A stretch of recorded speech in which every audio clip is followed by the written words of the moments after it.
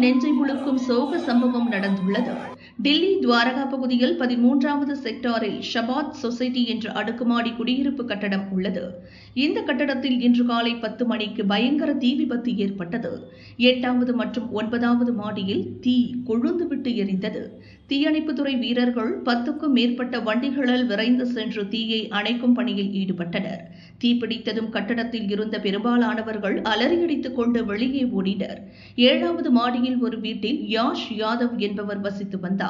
அவருக்கு மனைவி மற்றும் 3 பிள்ளைகள். வீடு முழுக்க புகை மூட்டமான பிறகே அவர்கள் வெளியே எட்டி பார்த்தனர்.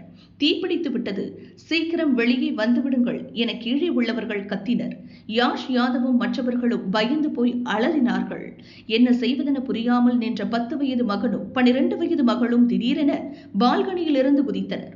அவர்களைத் தொடர்ந்து யாஷ் யாதவும் குதித்தார். மூவரும் படுகாயம் அடைந்தனர். இரத்த வெள்ளத்தில் மிதந்த அவர்களை போலீசார் மருத்துவமனைக்கு கொண்டு சென்றனர். வழியிலேயே உயிர் பிரிந்து விட்டதாக டாக்டர்கள் கூறினர். இதனிடையே தீயணைப்பு வீரர்கள் நீண்ட நேரம் போராடி தீயை அணைத்தனர்.